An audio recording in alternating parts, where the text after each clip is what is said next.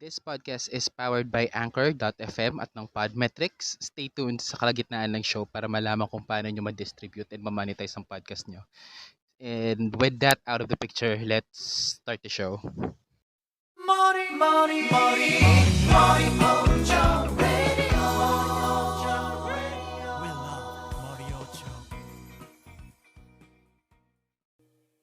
Welcome mga dudes tsaka mga dudettes. Ito na naman si Kevin at ito na naman ang isang pagtatanghal ng Elitistang Weeboo podcast.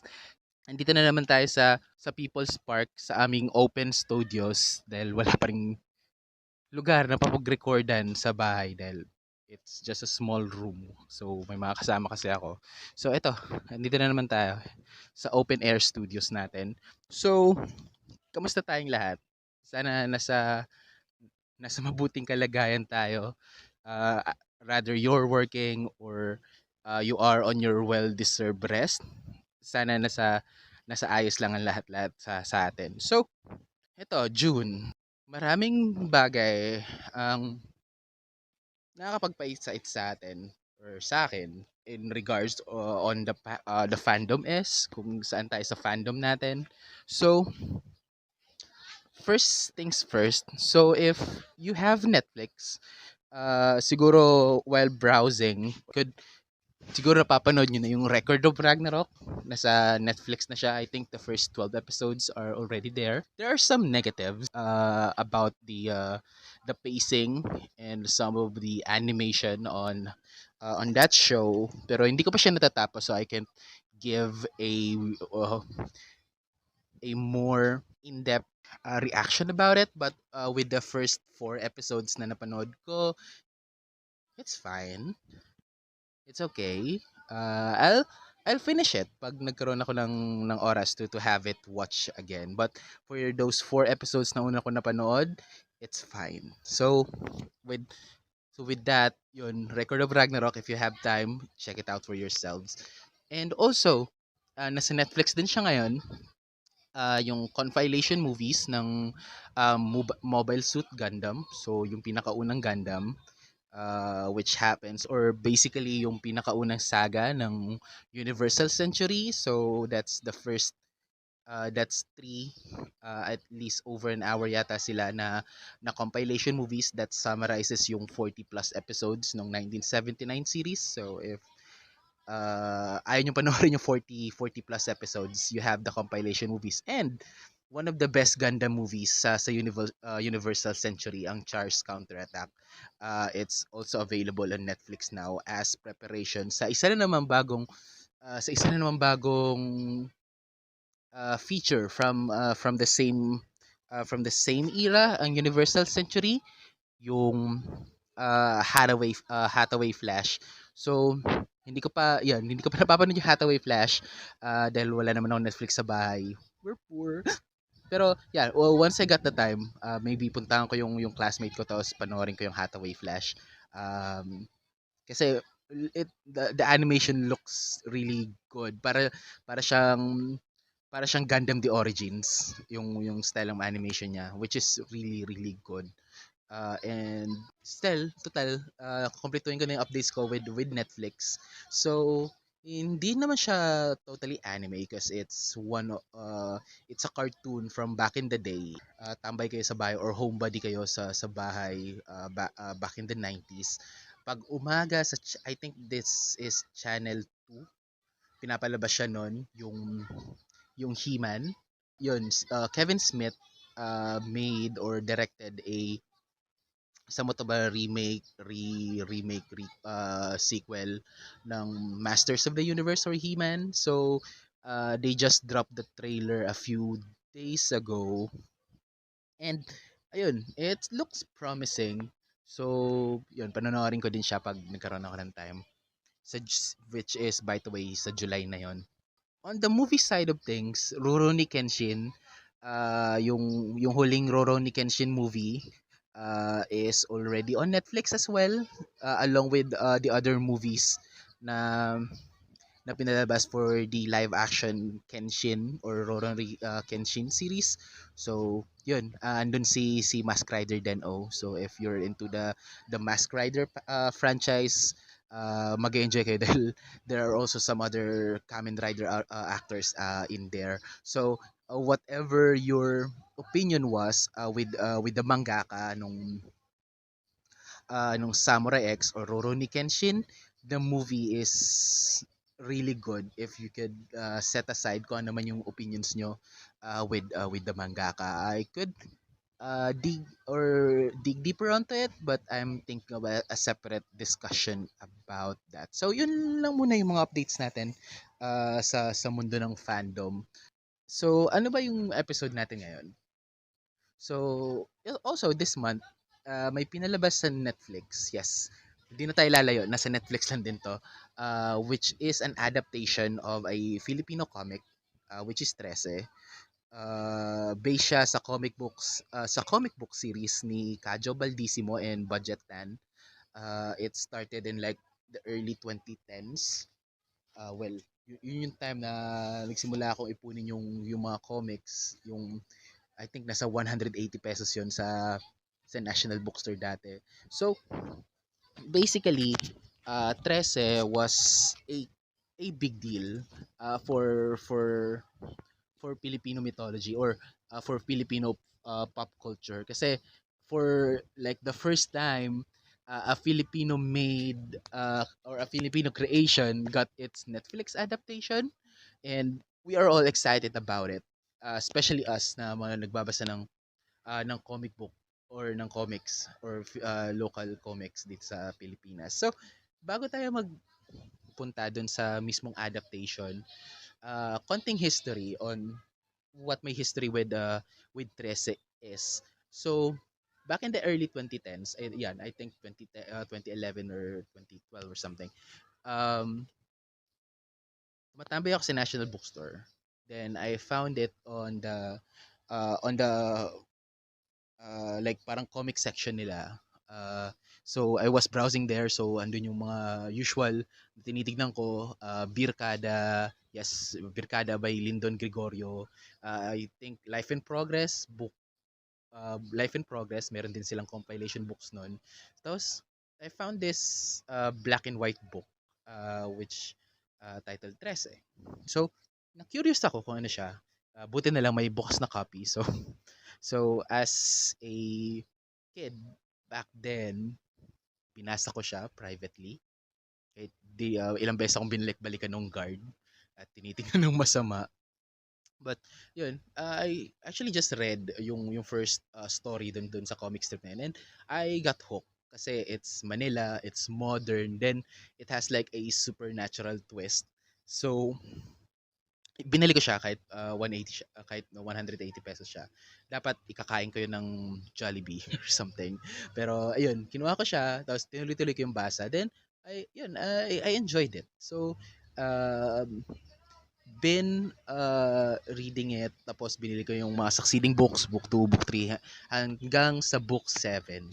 And I really enjoy the world of Trece is character wise, Trece yun, as hindi siya hindi ganun ka engaging yung main character which is Trece dahil medyo emotionless, cold, calculating siya, but the world around her, doon ako pinaka na-hook.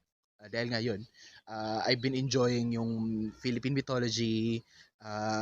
We have those stories ng mga bata na kinikwento ng mga magulang natin about aswang, yung multo sa Valete Drive. I think ilang beses siyang na-feature sa Magandang Gabi Bayan nun. And yun, remember Magandang Gabi Bayan, yung Halloween special nila. That's top-notch storytelling there. I mean, after ko manood nun nung bata ako, natatakot na akong maglakad sa labas because baka habulin ako ng lumilipad na kabaong. Saan kayo nakakita ng story na gano'n? Lumilipad na kabaong na habulin ka or something. Tapos, minsan, kabayan bigla na lang nawawala sa screen or something. So, that's something that I always look forward nung bata ako pag Halloween, yung mga ganong specials ng Magandang Gabi Bayan. But enough about my childhood. So, Trece, ayun, it's a fun book na uh, na I always excited with kung para malaman kung kailan i-release yung susunod na book. I also got yung mga auxiliaries, which is yung Skyward, which is somewhat of a potential future for the Trese series, yung Tura Bloodlines, Stories from Diabolical. I also nung Comic Con kumuha ko nung mga drawing ni Kajo. I think dalawa yung kinuha ko nun.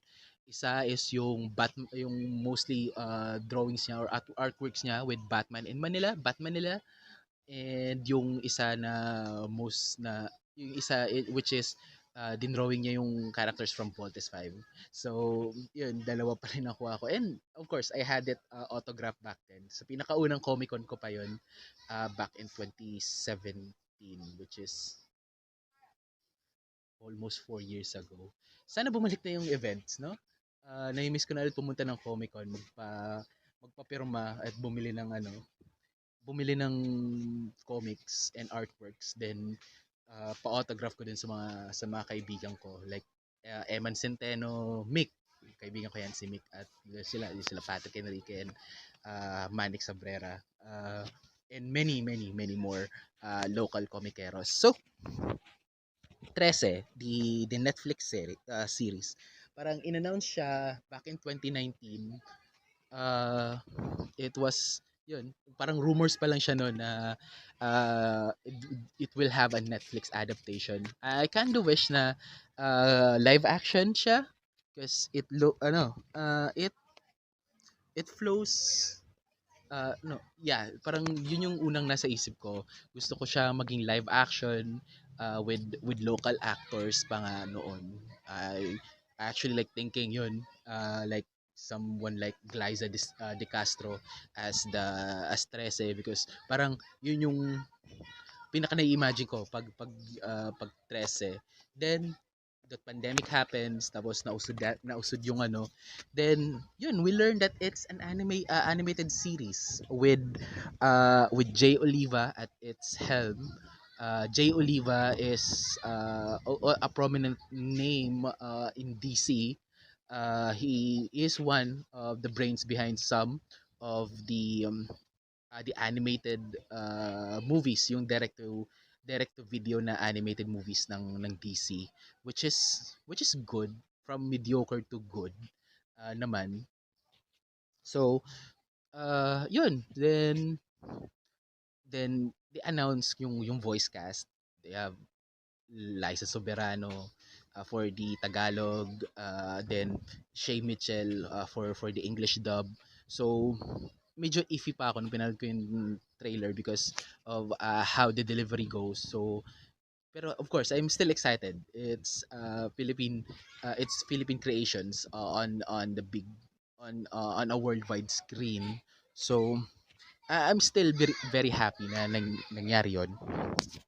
So yun, 2 weeks ago, oh yeah, mga 2 weeks na yata yun, pinanood ko yung Trese on its entirety. Actually, halo-halo ko siyang pinanood, Tagalog, English, then the Japanese dub. So, yung Tagalog dub, yun, you will, syempre, mahahalata mo naman na hindi professional or hindi voice actor si Liza, but of course, may mga nagtuturo naman sa kanya na kung paano yung delivery and stuff. Delivery and stuff. Wow, so professional. But ayun, siguro dahil hindi na parang the last time na nakarinig ako ng Tagalog dub or Filipino voice overs is sa mga Korean novelas na, which is medyo cringe at times, but cringe din naman yung mga pinapakinggan nating Tagalog dub nung animes noon. So ayun, pinagbigyan ko na, or kasi it's a start. Yes, di naman pwedeng perfect yung execution ng lahat. Kasi pag perfect, it would be boring na pag perfect. Parang hindi na siya kailangan baguhin or hindi na siya kailangan i-improve pag perfect na. So, having those flaws or having that flaw is good. Is somewhat good pa rin in regards do it. I really wish na kumuha sila ng professional voice actor, especially for the for Trese, the main character, but what they did is already good. Parang and kahit naman magalit ako, I'm just a nobody providing negative opinions. Sasabihin lang nila na nanega ako or something. But hope it would get better. With the numbers na pinapakita ng Trece for now, I really wish na it gets a second season, then everything will improve from there. So, so after dun sa like the dubbing and the presentation and stuff, dun tayo sa story. So, there will be some mild spoilers from here. So, if hindi nyo pa napapanood yung Trece and have not read the comics, listen at your own risk or hinto nyo na yung ano na to, ditong part na to. And, yun. So, let's start in 3, 2, 1. So, with the story of Trece, parang pinagsama-sama nila yung almost lahat ng book from 1 to 7, from what I read and from what I watch, may mga pinagsama silang stories, like yung first story from book 1, from the Balete Drive lady, hinaluan nila ng storyline from book 7. The Nova Aurora story is also from a different story. Then the Chanak, pinagsama din nila into one story.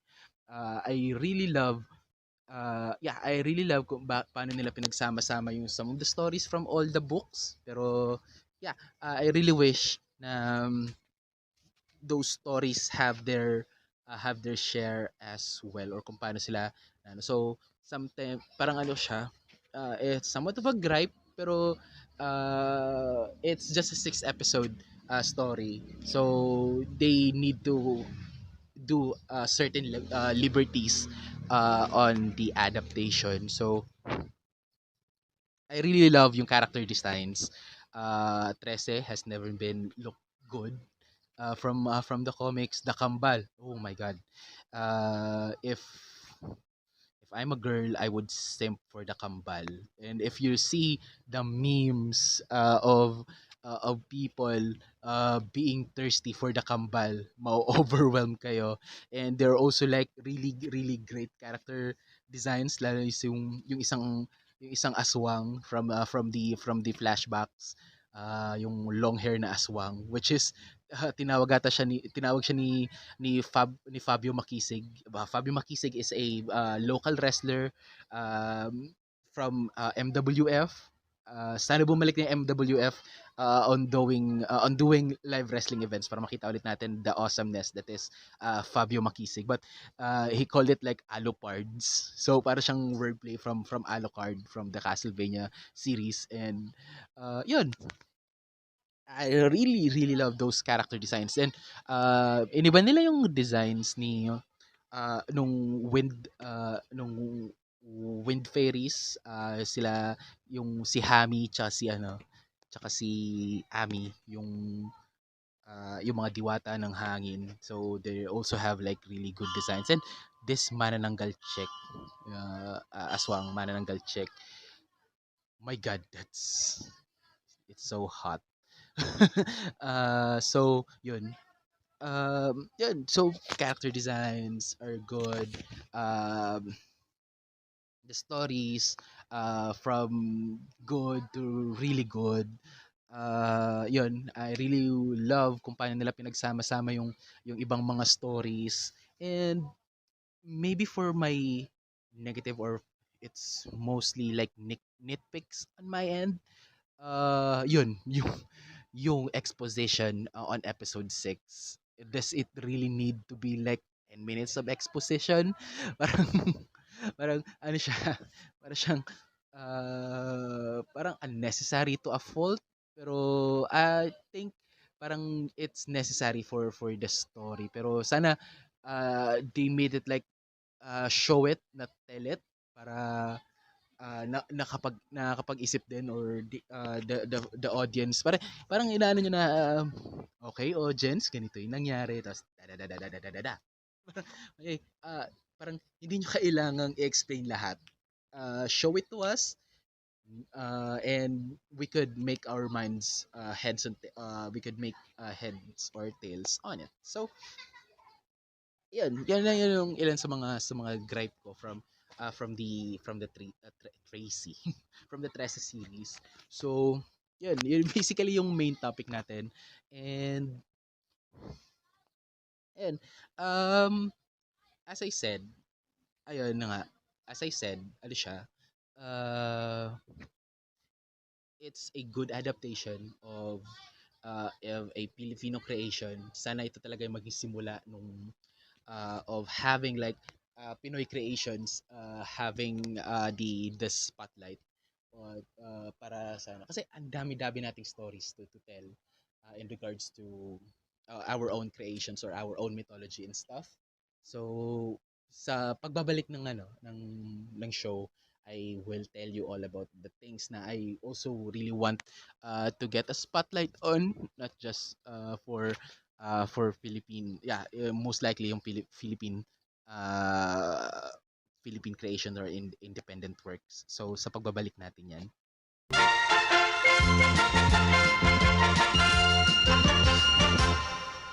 Alright, this podcast is powered by Anchor.fm, the easiest way for you to distribute your podcast.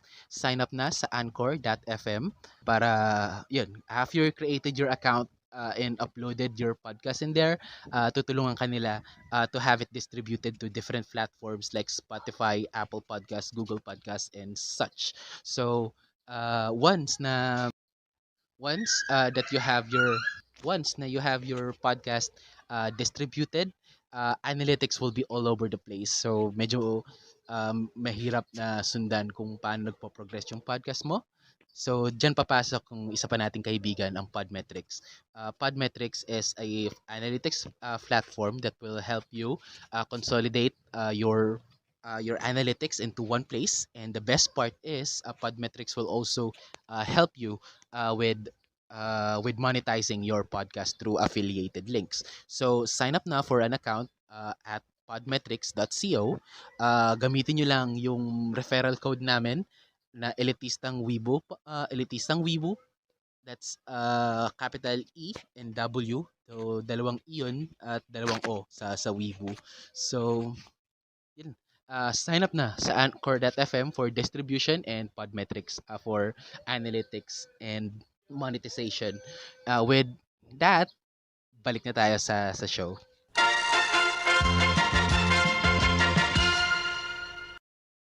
Ayun, so ayun na. So ang dami-daming Pinoy creations na gusto kong i-highlight for this part. So simulan natin sa reads. So I wanna highlight some of my favorite comic strips. Minsan available sila sa Facebook. So just like and follow their pages. Ang iba nasa local periodicals, nasa mga dyaryo. So yun, kahit hindi nyo trip ang balita sa dyaryo, with the strips alone, baka magustuhan nyo. So, yun, una ko nang i-highlight yung Birkada. It's running for like 20 years na. It's a comic strip from Lyndon Gregorio. Uh, it follows college friends on their shenanigans for their everyday life. Meron na siyang almost 20 na compilation books.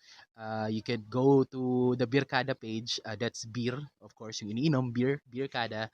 And there will be details there on how you get your collected editions nung comic strip. Isa pa na gusto kong highlight was Hunghang Flashbacks. Meron na din silang book, and constantly naman silang nagbibigay ng strips on Facebook. So that's also something na pwede nyo sundan. Just follow their page at Hunghang Flashbacks. And isa pa for comic strips na pwede nyo sundan on the socials. was Libreng Comics. From the name itself, it's Libreng Comics. Meron din silang compilation book in which kung gusto nyo lang supportahan yung creator, Tarantadong Kalbo is also a really fun comic strip na nasa Facebook lang. Pero medyo political yung mga jokes niya. So if you're not a political person, maybe medyo iwasan niyo siya or you're into the current administration. Lakan at Makisig, um, and many more na local artists na nasa Facebook lang. So you can follow them.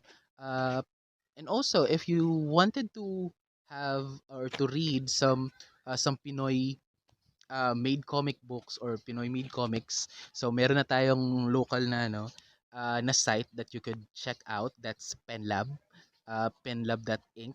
Uh, it's being run by one of our friends, si Bernie Mercado. So you could visit the website para to check out yung mga creations there.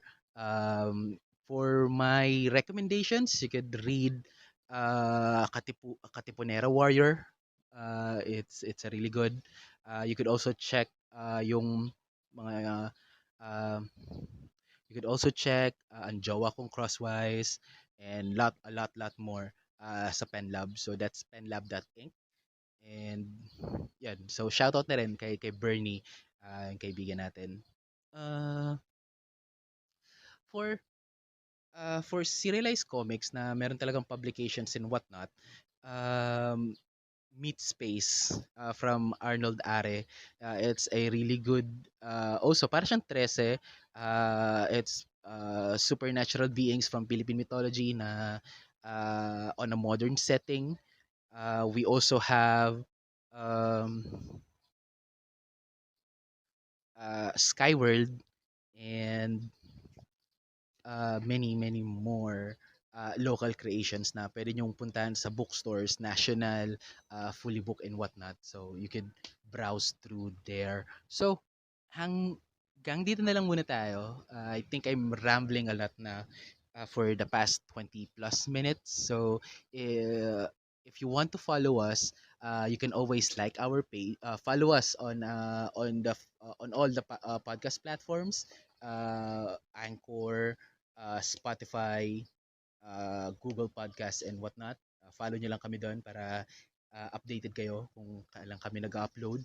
And also, like and follow na rin yung socials namin at facebook.com/elitistangweebpod, um, Twitter at eliteweebs, and follow nyo ako sa Instagram at elitistangkebs. Uh, And if you wanna talk business, want to collab or gusto niya lang kaming sendan ng threats or something, please. Walang threats. Bago pa lang kami. But yeah, if you wanna talk business with us, you can also email us at elitistangweebpod@gmail.com. So yan. For my final thoughts, Trese is one of the things or one big uh, celebration. Dapat natin siyang i-celebrate because this is the biggest push na we'll get for international audiences to show kung ano yung kaya natin gawin. So, hindi lang Japan, hindi lang US, Pilipinas can also be a big name or a big country for fiction, for fictional works and wonderful stories. So sana simula na to ng marami pang Pinoy creations na maisasaboy sa buong mundo. So hanggang dyan na lang muna tayo. Thank you sa mga nakinig.